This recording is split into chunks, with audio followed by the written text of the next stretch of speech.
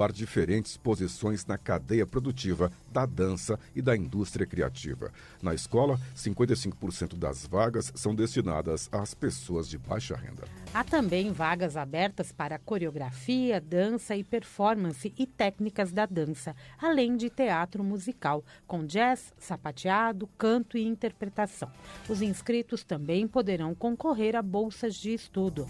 Todas as informações podem ser obtidas no site spescoladedança.org.br/cursos.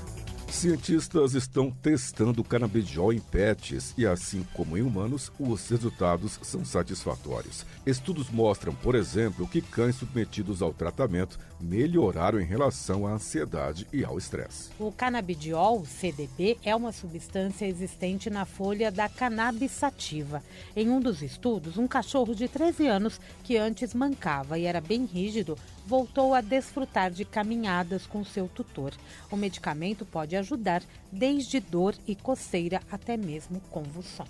Um ensaio clínico da Universidade de Colorado sobre o uso de CBD para epilepsia mostrou que a substância aliviou os sintomas da doença em 30 cães. Em comparação com cães que não receberam o medicamento, as convulsões tiveram 30% menos episódios ao longo do ensaio. A substância é controversa e precisa de mais estudos, mas os resultados são promissores. Ainda não há consenso no meio científico sobre a eficácia total do CBD.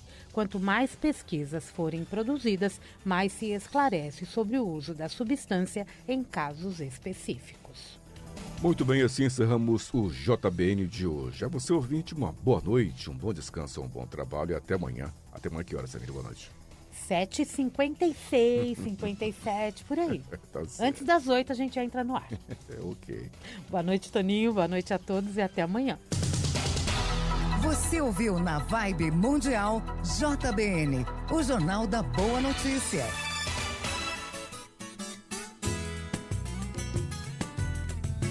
Está no ar, pela Vibe Mundial, programa O Zé e Eu. Uma viagem de sabedoria entre o mundo material e o mundo espiritual.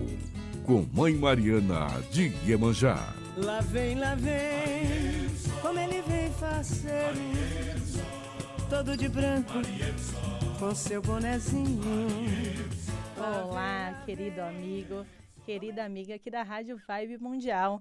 Sejam bem-vindos ao nosso programa. Eu sou a Mãe Mariana de Iemanjá e juntos com os mentores espirituais, o Zé e a Maria, eu venho aqui apresentar esse programa para vocês, que a gente vai falar de mediunidade, de espiritualidade, de força, de conexão, enfim, de tudo que a gente pode falar sobre o que envolve terra e o plano espiritual, para a gente andar e caminhar sempre juntos numa vida mais leve e numa vida mais tranquila, que é o que a gente acredita.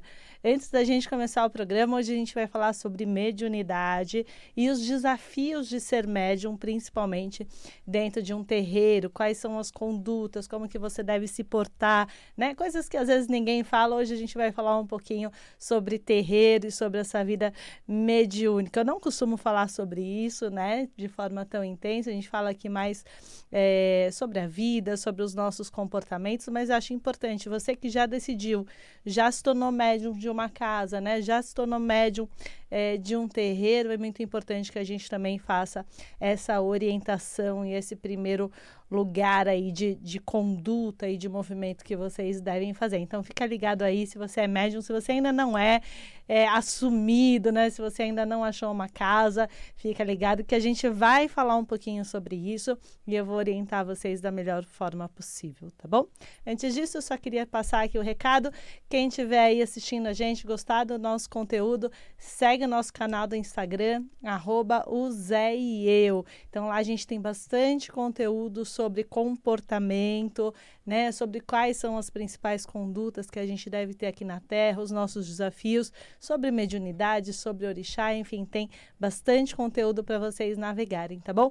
Além disso, todo mundo que começar a seguir a gente hoje mandar uma mensagem ali no nosso Instagram, eu vou enviar para vocês o seu Odu de nascimento, que é o quê? Qual é o seu destino aqui na Terra, o que você veio fazer aqui, qual é a sua grande missão espiritual aqui na Terra, para te ajudar, para te organizar, para você entender melhor por que você se comporta de determinadas maneiras, por que somos tão diferentes uns dos outros, porque cada um tem uma função específica aqui encarnado, cada um é um ser único aqui encarnado, e o quanto é importante a gente exercer a nossa função e a nossa missão para que todo o organismo funcione da melhor forma possível. Então, se você ainda não sabe qual é a sua missão, se você ainda não sabe qual que é o seu destino aqui na Terra, manda agora uma mensagem, @o_zé_e_eu, tudo junto.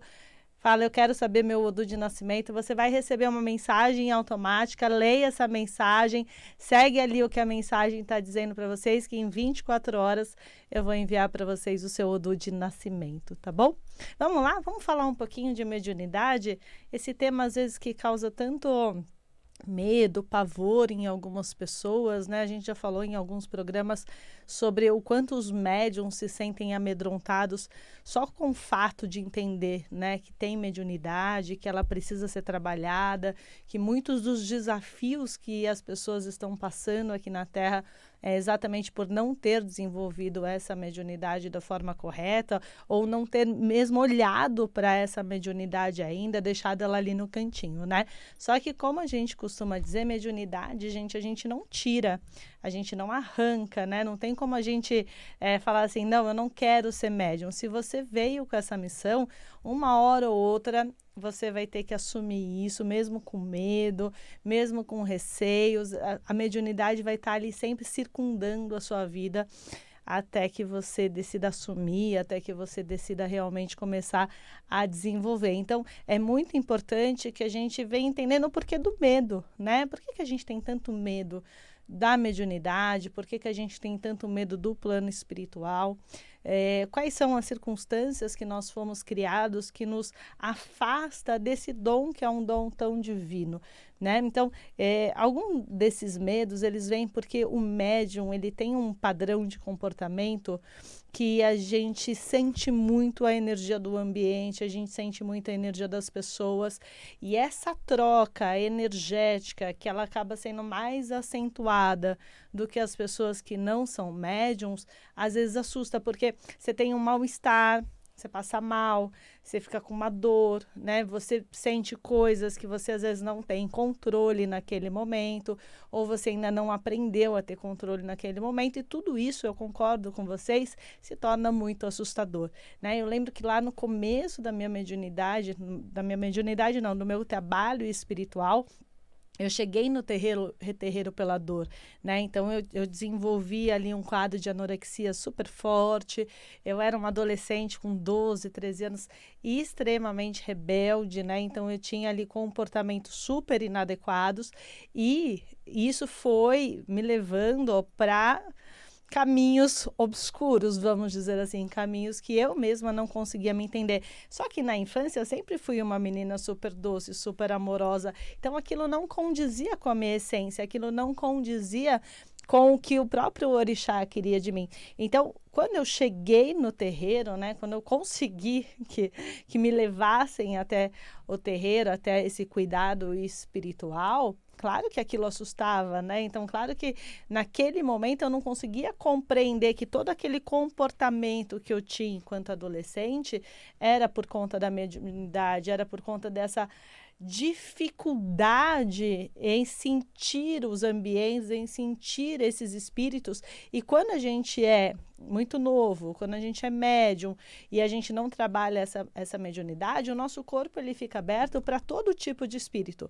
Então, tanto os bons espíritos quanto os maus espíritos. Então, esse corpo enfraquecido, ele dá vazão para que esses espíritos de baixa vibração se aproximem de você. E aí, por isso que a gente passa tão mal, por isso que a gente tem tantas sensações físicas, né, que nos assustam, porque o físico, né, a sensação da doença, a sensação do passar mal, a sensação da falta de controle é uma ameaça à vida, né? Ela é entendida pelo nosso cérebro mais primitivo, como uma ameaça de vida, e a gente acaba reagindo a isso. Então, muitos fogem dessa mediunidade, outros congelam e não sabem o que fazer com isso, e outros atacam, dizendo, eu não quero isso não é para minha vida, e joga fora ali aquela mediunidade. E tem médiums belíssimos, de uma força tremenda, hoje, eu digo desacordados, né? Adormecidos, que acabaram não olhando para isso e administrando essas sensações de outra forma. Mas é uma perda para o plano espiritual, para o plano material, esses médiums todos que estão adormecidos, né? Porque se a gente tivesse essa corrente inteira, né, de médiums fantásticos, ativos, na fala, na força, certamente a gente teria um movimento muito melhor para o mundo inteiro. Então, queria convidar você, médium adormecido, que você venha começando a refletir sobre isso, pelo menos, tá bom? E aí a gente, de repente, entra dentro de um terreiro, né, com todas as adversidades da nossa vida, na maioria das vezes, indo para dentro de um terreiro. Entenda um terreiro, gente, como qualquer... Eu estou dizendo aqui de qualquer religião, mas vou trazer o terreiro, primeiro que é o meu contexto, né? Primeiro que é de onde eu venho, eu sou mãe de santo da Umbanda. E eu acho que o terreiro, ele traz todas essas diversidades e ele é uma representação da nossa sociedade muito bem estipulada. Então, quando nós chegamos lá, né, muitas vezes esses médiums com problemas de saúde sérios, com problemas mentais, com problemas emocionais muito sérios, e de repente se deparam com um ambiente, com um cenário ao qual eles desconhecem o ritual, desconhecem o que acontece lá dentro, desconhecem hierarquia, desconhecem o próprio orixá. Então, não é que assim, a pessoa estudou sobre o orixá e foi lá e falou, agora eu vou ser médium. Não, normalmente é o caminho contrário a isso, né? Eu viro médium, entro para dentro do terreiro, depois eu vou entender o que é o orixá, o que são as entidades. Então, naquele primeiro momento, é como se você flutuasse num ambiente completamente desconhecido. E assustador, claro que é assustador. Eu nunca vi, eu nunca entendi. De repente, eu estou dentro de uma gira, né? Que é o ritual, que é o momento onde a gente está ali rezando, o momento onde a gente está se conectando com o orixá, e a pessoa não faz ideia do que vai acontecer com ela. A pessoa não faz ideia, né? Do que é uma incorporação, ou do que ela deve fazer, quais são as condutas dela lá dentro. Então, esse primeiro momento, eu digo que é um momento ali onde a gente perde pelo menos 70% dos médiums. Só ficam aqueles que realmente querem, aqueles que realmente conseguem passar essa primeira barreira, que é essa primeira barreira da diversidade. Então, um terreiro, gente, é um lugar sagrado. Vamos começar por aí, né? Então, tudo bem, vocês chegaram lá, vocês estavam precisando, né? A gente, porque eu também me coloco nesse lugar, estava num momento difícil de vida, estava num momento que não conseguia se achar, num momento que as coisas estavam complicadas para você. Sim, tudo isso faz sentido, é assim mesmo que a gente chega, e aí a gente precisa vir se organizando diante daquele cenário. Mas é um lugar sagrado, né? É um lugar onde a gente começa o ritual, e o ritual para a gente é a gira, né? Que é o momento onde a gente canta para o orixá, onde a gente louva o orixá, onde tem um atabaque, o canto, né, que vai reverenciar e vai fazer toda uma energia circular dentro daquela casa, que vai proporcionar um ambiente adequado para a incorporação, que vai proporcionar um ambiente adequado para limpezas, que vai fazer uma corrente espiritual que vai abraçar todos que estão ali naquela casa. Então, quando você entra em um terreiro, você que é consulente ou você que é médium, você entra dentro de um lugar sagrado, você entra dentro de um lugar santo. Então, não dá para entrar de qualquer jeito, não dá para entrar com qualquer roupa, não dá para entrar falando o que você quer, né? Não dá para você entrar e continuar no modus operandi que você estava ali na rua, né? Então, a gente entra dentro de um terreiro e a gente não tem que mudar a nossa personalidade, ela deveria ser a mesma, né? As nossas condutas fora do terreiro deveriam ser as mesmas condutas que nós temos dentro de um terreiro, mas a energia, as falas e a roupa, ela precisa ser adequada, né? Ela precisa ser de uma forma respeitosa, bem aceita por todos, não agressiva, não chamando a atenção das pessoas. Ah, mas por que eu não posso usar decote? Porque você vai chamar mais atenção do que a entidade, meu amor. Tem homens, tem mulheres. Não dá para você querer chamar mais atenção com o seu corpo físico do que a própria espiritualidade que está ali na sua frente. Então, não é que o espírito vai ficar olhando o seu decote. Não, o espírito não olha o seu decote. Mas tem médiums. Esses médiuns também estão encarnados aqui na Terra.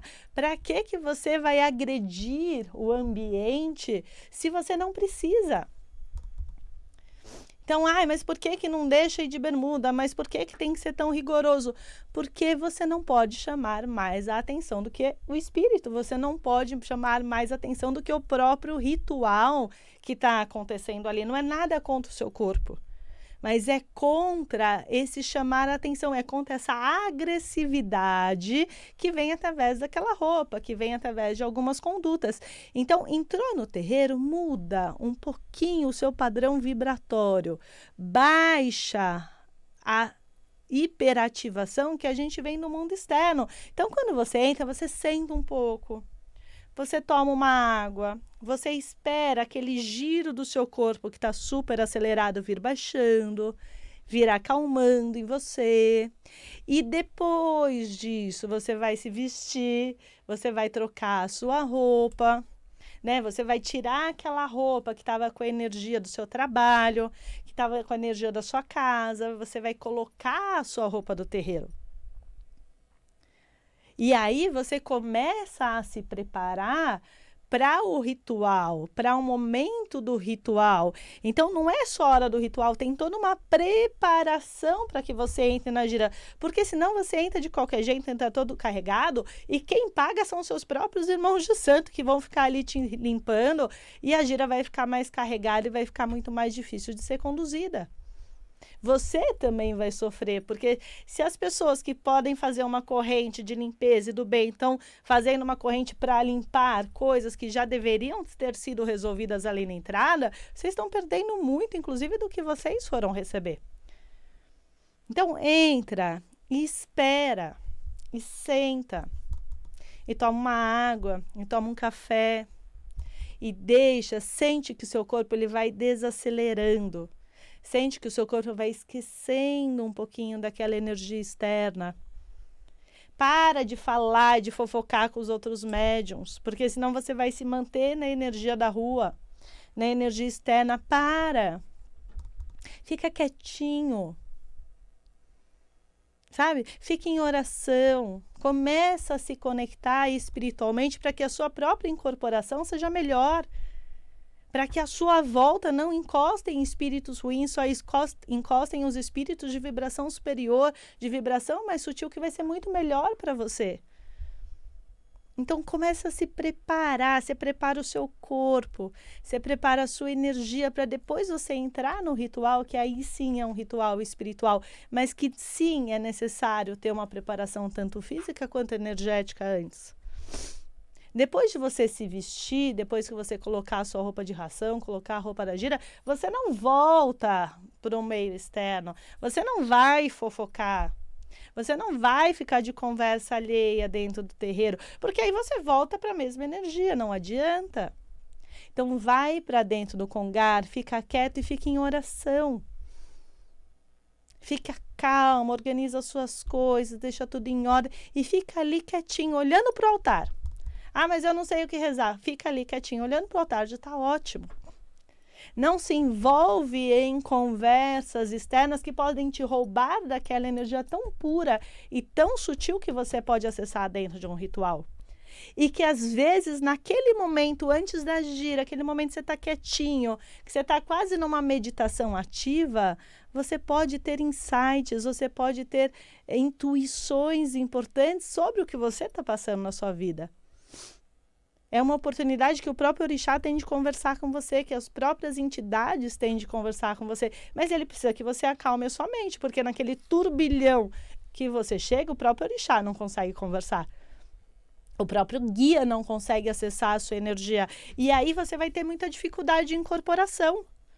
Porque lembra que eu sempre explico para vocês que a incorporação ela se deve a uma conexão, uma sintonia energética entre o seu corpo, o seu perispírito e o do espírito que você vai incorporar. Se essa sintonia estiver completamente desalinhada, são aqueles médiuns que sofrem para fazer a incorporação. Tem um desalinhamento energético entre a sua energia e a energia da entidade que você vai receber.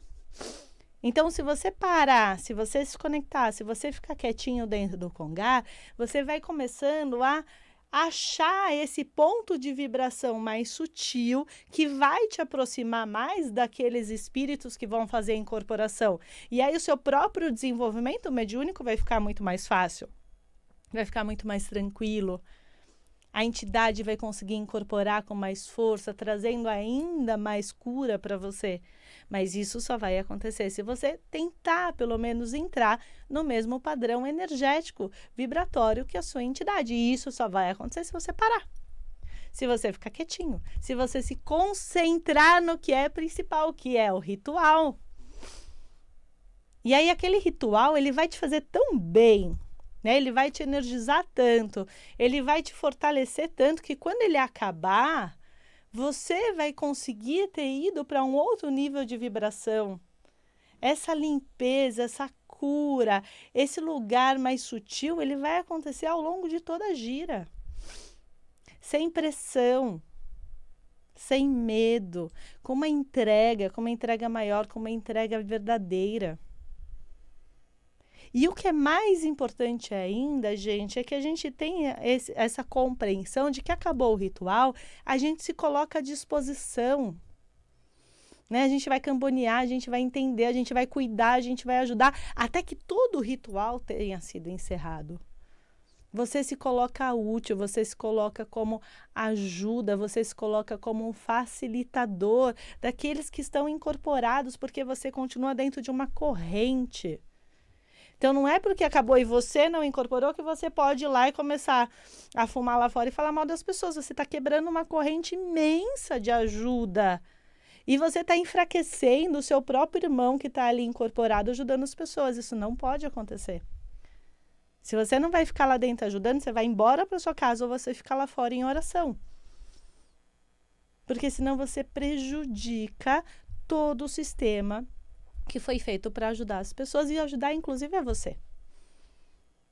E o mais importante, gente, o médium tem uma função mais importante ainda do que a própria incorporação, que é a gente se tornar exemplo de conduta, é a gente se tornar exemplo em todos os outros lugares e em todos os outros ambientes que a gente transita. Então, esse aprendizado do ritual, do volta à calma, do você entender essa sincronicidade, essa calma de energia dentro de um terreiro, não é para você exercer isso só lá dentro. Isso daí você vai levar para fora como um exemplo de conduta, como um exemplo de gentileza no dia a dia, como um exemplo de alguém que está muito conectado com o seu próprio propósito de vida. Para onde você está levando o seu navio, para onde você está conduzindo a sua encarnação. E quando você sabe para onde você está conduzindo a sua encarnação, você inclusive tem força de tirar pessoas que estão te atrapalhando. Não é ser bonzinho, é você começar a colocar limites na sua vida para que as pessoas, inclusive, não passem por esses limites.